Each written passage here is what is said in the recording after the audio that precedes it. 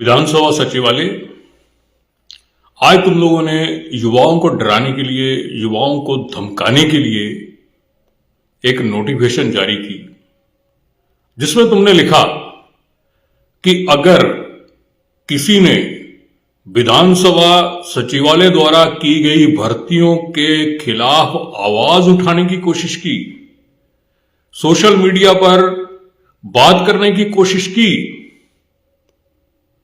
तो हम तुम्हें अंदर कर देंगे। सबसे पहले मुझे अंदर करो। मैं तुम्हारे ऑर्डर की एक एक बात की धज्जियां उड़ा रहा हूं। तुम्हें सबसे पहले यह बताना है कि तुम लोगों ने युवाओं को ठगा, युवाओं को की प्रतिभाओं पर उनका गला घोटा, उनकी नौकरियां चुरा ली, अपने चहेतों को बांट दी। बंदर बांट करने के बाद तुम इस तरह की धमकियां दे रहे हो कि हम तुम्हें अंदर कर देंगे। तुम्हारे बाप का राज है, मुझे अंदर करके दिखाओ। सबसे पहले तो मैं हूं, मैं तुम्हारे ऑर्डर की धज्जियां उड़ा रहा हूं। ले, मैं बोल रहा हूं कि तुम लोगों ने ठगियां की हैं, तुम लोगों ने युवाओं को बेवकूफ बनाया है, तुम लोगों ने अपने चहेतों को नौकरियां दी हैं। 14 भर्तियां हुई हैं, जिसमें 3 विधानसभा क्षेत्र, उनको 10 नौकरियां दे दी। 65 विधानसभा क्षेत्र के लोग जो हैं, जो बच्चे हैं, वो अनपढ़ हैं तुम्हारी नजर में। वो तुम्हारी नजर में हिमाचल के बच्चे नहीं हैं। और ऊपर से तुम धमकियां दे रहे हो कि हम ये कर देंगे, हम वो कर देंगे। करो मेरे ऊपर। मैं आपको अपना एड्रेस बता रहा हूं। विनय शर्मा, कांगड़ा में मेरा गर्ग कॉलोनी में घर है। दूसरी शिमला में सेक्रेटरीट के बिल्कुल साथ विशाल मेगा मार्ट में 324 नंबर फ्लैट मेरा है। लो, करो अंदर, करो मेरे पर एक्शन। देखता हूं तुम लोग क्या कर सकते हो।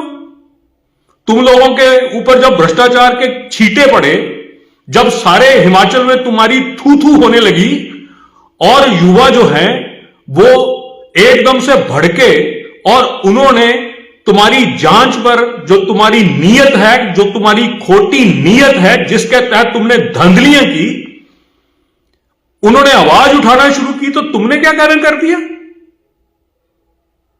क्या कहा तुम लोगों ने कि हम लोग उन पर एक्शन लेंगे। लो मेरे पर एक्शन। मैं बोलता हूं जितने भी युवा हैं जो सुन रहे हैं, सब सोशल मीडिया पर वो फोटो डालो जिसमें विधानसभा अध्यक्ष के साथ, मैं फिर नाम ले रहा हूं, विधानसभा अध्यक्ष, विधानसभा अध्यक्ष, विधानसभा अध्यक्ष, विधानसभा अध्यक्ष के साथ जो लड़की खड़ी है वो कौन सी मेरिट में आई, उसको नौकरी क्यों दी गई। होना यह चाहिए था कि ये धांधलियां जब सामने आई, जब इन धांधलियों का पर्दाफाश हुआ, तो एक लोकतंत्र के प्रहरी के तौर पर, लोकतंत्र के रक्षक के तौर पर विधानसभा अध्यक्ष को सामने आना चाहिए था और कहना चाहिए था कि धांधलियां हुई हैं। अगर इसमें 1% सच्चाई है तो हम ये भर्तियां जो हैं कैंसिल करते हैं, इसके ऊपर जांच बिठाते हैं, दूध का दूध, पानी का पानी होगा, उसके बाद जाकर इन नौकरियों को दिया जाएगा। लेकिन तुम क्या कर रहे हो? तुम उन बातों के ऊपर पर्दा डालने के लिए युवाओं को धमका रहे हो कि तुमने अगर सोशल मीडिया पर इस तरह की फोटो डाली तो हम तुम्हारे पर एक्शन लेंगे। तुम्हारा बाप खड़ा है सामने, तुम्हारा बाप। करो इसको अंदर। मैंने अब बोला है कि तुम्हारे ऑर्डर की मैं धज्जियां उड़ा रहा हूं। मैं बोल रहा हूं तुम लोगों ने धांधलियां की हैं। मैं बोल रहा हूं तुम लोगों ने सरेआम प्रदेश के युवाओं को लूटा है। मैं कह रहा हूं तुम लोगों ने बंदर बांट की है। मैं कह रहा हूं तुम लोगों ने अपने चहेतों को नौकरियां दी हैं, बिना किसी टेस्ट के दी हैं। आंसर की तुम लोगों ने क्या बताई? मैं युवाओं को बता रहा हूं, सारे प्रदेश को बता रहा हूं कि जो आंसर की है, 6-7 भर्तियां हुई, मतलब अलग अलग कैटेगरीज की भर्तियां जो हुई, उसमें 5 में एक जैसी आंसर की। मतलब माली का टेस्ट हो, जीओआईटी का टेस्ट हो या कोई और टेस्ट हो, सब में एक ही आंसर की, सेम आंसर। ये कौन से रूल है भाई? अब तुम कह रहे हो कि इससे पहले भी भर्तियों में धांधली हुई, तो इसका मतलब तुम्हें लाइसेंस मिल गया कि तुम जो मर्जी है वो करो और तुम्हें कोई पूछने वाला नहीं। पहले क्या हुआ वो भुगतेंगे, उनको भी कीड़े पड़ेंगे। ये पब्लिक प्रॉपर्टी है भाई, ये तुम्हारे बाप की जागीर नहीं है कि तुम अपने बाप की दुकान में किसी को जॉब दे रहे हो। ये हिमाचल सरकार में नौकरियां दे रहे हो और हिमाचल सरकार में नौकरियां देने के लिए नियम है, कायदे हैं, कानून है और तुम कानून के ऊपर नहीं हो, तुम्हारे ऊपर संविधान है। तुम जिस संविधान की दुहाई देकर धमकियां दे रहे हो कि हम ये कर देंगे, हम वो कर देंगे, हम एफआईआर कर देंगे, हम अंदर कर देंगे, हम बाहर कर देंगे, तो तुम क्या सोचते हो तुम बचोगे? तुम्हें भी ये जुआ जिनको तुम लोगों ने ठगा है, ये तुम्हें उठाकर फेंक देंगे। तुमने क्या समझ रखा है इन लोगों को? तुम्हें पता नहीं है यूथ की ताकत को। पिछली बार इसी यूथ की ताकत की वजह से, इसी यूथ को 1 लाख नौकरियां देने की वजह से, आउटसोर्स को रेगुलर करने की वजह से तुम लोग सरकार में आए हो और तुम लोग आते ही अपने मित्रों को, अपने घर वालों को यहां पर भर्तियों में लगा रहे हो। इन लोगों ने क्या किया, क्या कर रखा है, इनका क्या कसूर था?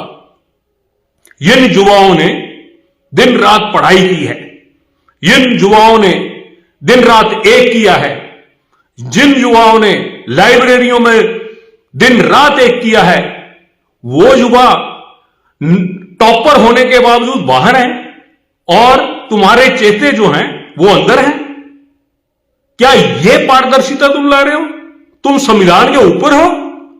तुम्हें यह पता होना चाहिए जो संविधान तुम्हारे को ताकत देता है वो ताकत संविधान तुम्हारे से छीन भी सकता है और वही ताकत सारे प्रदेश के वासियों के पास है।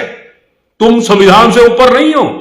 तुम सोच रहे हो कि तुम धांधलियां कर लोगे और उसके बाद दबा दोगे। ये गलतफहमी में मत रहो। आज मुझे लाइव आने की जरूरत नहीं थी, लेकिन तुम लोगों ने जो नोटिफिकेशन जारी की, तुम लोगों ने सोचा कि अगर युवा अगर बार बार ये धांधलियों की बात कर रहे हैं तो इनके ऊपर नकेल डाली जाए, इनको चुप करवा दिया जाए, इनको धमकाया जाए, एफआईआर की धमकी दी जाए और ये चुप हो जाएंगे। तो ये तुम्हारी गलतफहमी है। सबसे पहले तो मैंने आवाज उठाई, लो करो, तुम क्या करते हो? एफआईआर करनी है, एफआईआर करो तुम, और उसका जवाब तुम्हें देना पड़ेगा। ये याद रखना, तुम जो एफआईआर करोगे या तुम कोई एक्शन लोगे, पहले उसके पहले तुम्हें अपने आप को पाक साफ साबित करना पड़ेगा। मेरे को नहीं करना पड़ेगा, तुम्हें करना पड़ेगा कि तुमने धांधलियां नहीं की हैं।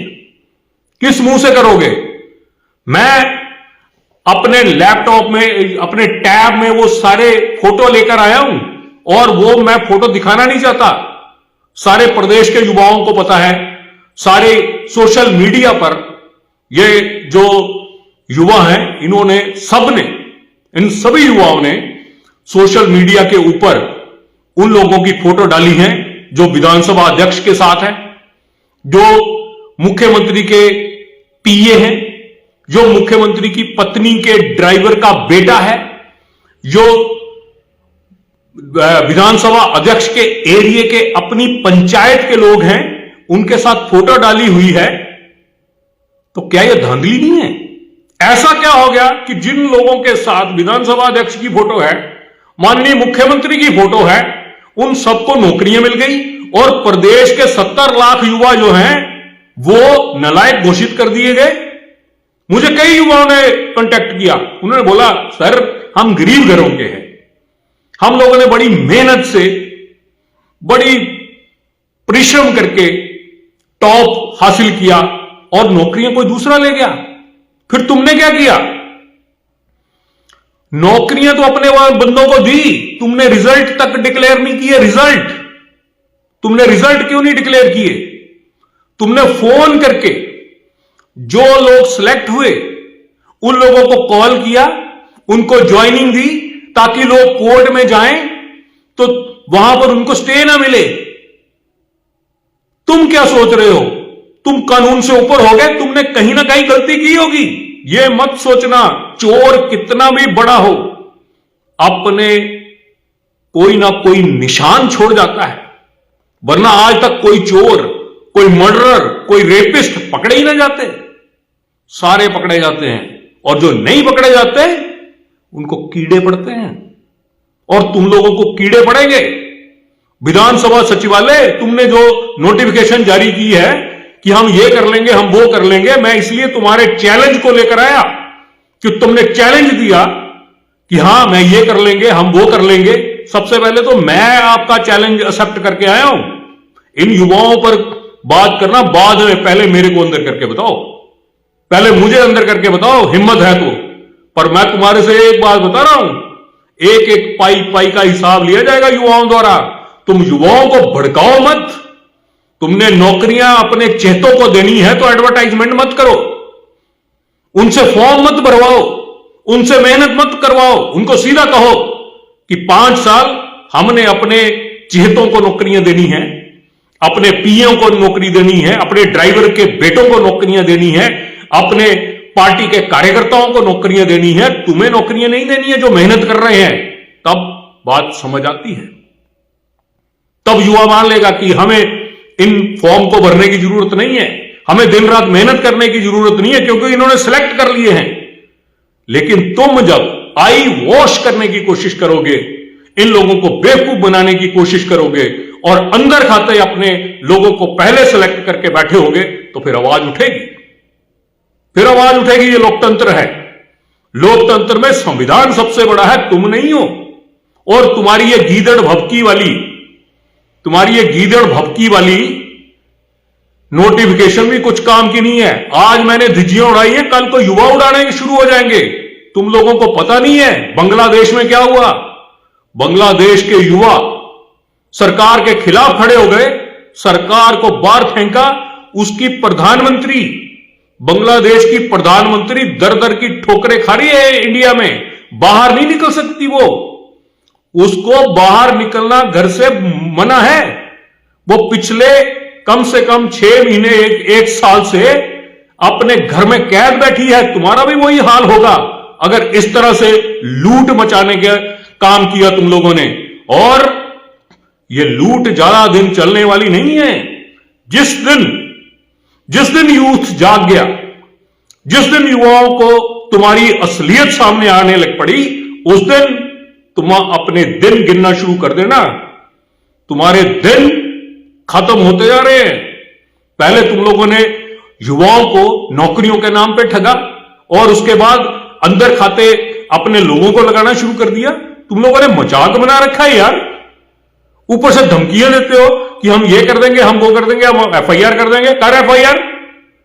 विधानसभा सचिवालय, मैं तुम्हें बार बार चेतावनी दे रहा हूं, कर मेरे को अंदर। मैं सभी युवाओं को कह रहा हूं, ये तुम्हारा कुछ नहीं बिगाड़ सकते। तुम लोग डालो फोटो जितनी डालनी है, तुम लोग जितनी धांधलियां हुई हैं सोशल मीडिया पर उजागर करो, तुम्हारे को कोई नहीं रोक सकता। अगर कोई रोकने वाला होगा उसको विनय शर्मा देख लेगा। सभी युवाओं को, प्रदेश के जितने भी युवा हैं, सबसे मेरा निवेदन है कि इन लोगों ने जो धांधलियां की हैं, फोटो समेत जो आप लोगों के पास फोटो हैं उनको अपलोड करो। तुम्हारा कोई बाल का बांका नहीं कर सकता। हाई कोर्ट है यहां पर, सुप्रीम कोर्ट है यहां पर। इनके बाप दादाओं का राज नहीं है। ये जागीरदारी प्रथाएं खत्म हो गई हैं। ये पुराने जमाने चले गए। ये अंग्रेजों के राज नहीं है, ये लोकतंत्र के राज हैं, ये संविधान के राज हैं। और संविधान में संविधान सबसे ऊपर है, बाकी सारे उसके नौकर हैं। और ये नौकर हमें धमकियां ना दे। तुम हमारी वजह से, तुम लोग हमारे वोटों की वजह से अपने पदों पर बैठे हुए हैं, जिसकी वजह से तुम यहां पे नौकरियां खा रहे हो लोगों की। एक तो युवाओं की नौकरियां खा रहे हो, ऊपर से धमका रहे हो। तुम्हारी इतनी हिम्मत।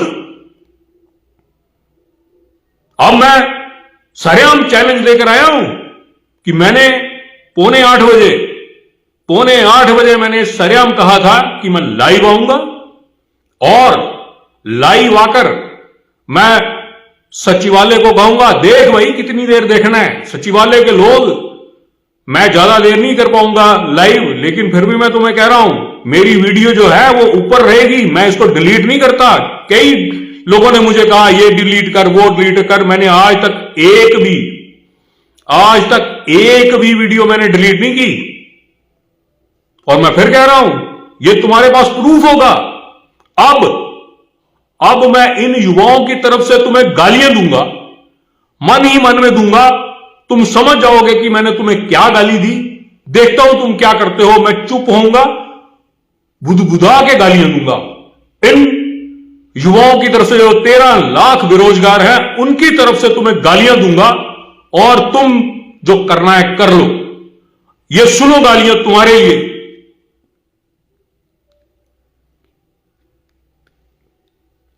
लो 3 गालियां दी हैं, कर लो जो करना है। मजाक बना रखा है यार तुम लोगों ने। युवाओं को सरेआम लूट रहे हो, सरेआम बेवकूफ बना रहे हो। तुम्हें क्या लगता है तुम्हारे को पूछने वाला कोई नहीं है? तुम्हें क्या लगता है विपक्ष चुप बैठा है क्योंकि उसने भी धांधलियां की हैं तो सारा प्रदेश चुप हो जाएगा?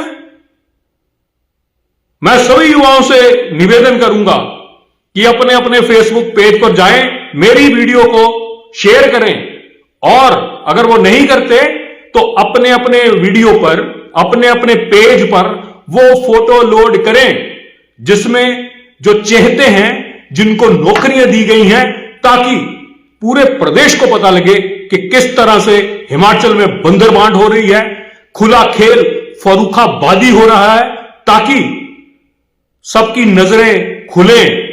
और जो लोग यहां पर कमेंट करने आएंगे सरकार की तरफ से, उनको भी सीधा करना है। ये आपका काम है, उनको जवाब देना आपका काम है। मैं ये कहता हूं कि ये भर्तियां जो हैं ये रद्द होनी चाहिए। हिमाचल प्रदेश हाई कोर्ट इस पर खुद संज्ञान ले, विजिलेंस इस पर एफआईआर दर्ज करे, और जो भी हो सकता है वो किया जाए। हिमाचल प्रदेश हाई कोर्ट के चीफ जस्टिस साहब से मेरी हाथ जोड़ के निवेदन है कि जो ये धांधलियां हुई हैं, जिसमें बंदरबांट हुई है, जिसमें युवाओं का गला घोटा गया है, मेरिट को कुचला गया है, अपने चेहतों को नौकरियां दी गई हैं, इसको रद्द किया जाए। माननीय राज्यपाल जी, आपसे भी निवेदन है कि युवाओं ने आपको भी एक आवेदन दिया है और आपसे भी आग्रह किया है कि इन भर्तियों की जांच की जाए। आपकी तरफ से यह जांच की जा सकती है, आपकी तरफ से यह रिकॉर्ड मंगवाया जा सकता है। आप खुद देखें कि किस किस जगह से, किस किस पंचायत से ये लोग चुने गए हैं, और इन पर एक्शन होना चाहिए। कई लोग तो ऐसे हैं जिन्होंने टेस्ट ही नहीं दिया, वो भी लग गए। अब आप खुद बताइए कि इस तरह के लोग जब सरकारी नौकरियों पर बैठेंगे, सरकारी पदों पर बैठेंगे, तो वो क्या करेंगे? जिनका दामन खुद का ठीक नहीं होगा वो क्या काम करेंगे? वो क्या पब्लिक सर्वेंट होंगे? ये डिसाइड आप करें। मेरी फिर से माननीय चीफ जस्टिस महोदय साहब से, माननीय राज्यपाल महोदय से निवेदन है। मैं तो विधानसभा अध्यक्ष से भी निवेदन करना चाहता हूं कि अगर आपके संज्ञान में यह बात नहीं है और आपकी पीठ पीछे इस तरह की नौकरियां दी गई हैं, क्योंकि ये नौकरियां जो हैं विधानसभा सचिवालय द्वारा दी गई हैं, विधानसभा अध्यक्ष द्वारा नहीं दी गई हैं। उनका नाम लेकर अगर कई लोगों ने नौकरियां पाई हैं, तो विधानसभा अध्यक्ष जी इन नौकरियों को निरस्त करिए, इस पर जांच बिठाइए, और दोबारा से किसी एजेंसी से जो इंडिपेंडेंट हो उससे ये टेस्ट करवाइए, और उसके बाद ये नौकरियां दीजिए। और मेरी युवाओं से निवेदन है कि जिन जिन लोगों को डराने की कोशिश की गई है, वो मेरे फेसबुक पर मेरे नंबर हैं, मेरे फेसबुक पेज पर मेरे नंबर हैं, आप वहां से मेरा नंबर लीजिए। और अगर आपको कोई धमकाता है, आपको कोई डराता है, आप मेरे से कांटेक्ट करिए। मैं बैठा हूं यहां। राजा साहब ने हमें इस काबिल बनाया है कि हम आपकी खिदमत कर सके, क्योंकि उनका आशीर्वाद ऊपर से हमारे सर पर है और हम उनके बताए हुए रास्ते पर चलते हैं। और उनका एक ही कहना था कि गरीबों के साथ अन्याय ना हो, गरीबों के साथ अन्याय जो करे उसके खिलाफ आवाज उठाओ, जो करप्ट लोग हैं उनके खिलाफ आवाज उठाओ। हम फख्र से कह सकते हैं कि हम राजा साहब के बंदे हैं और राजा साहब का आशीर्वाद हमारे ऊपर है और हम प्रदेश के लोगों के लिए वही करने की कोशिश करते हैं जो उस महान आत्मा ने किया है। जय हिंद, जय भारत।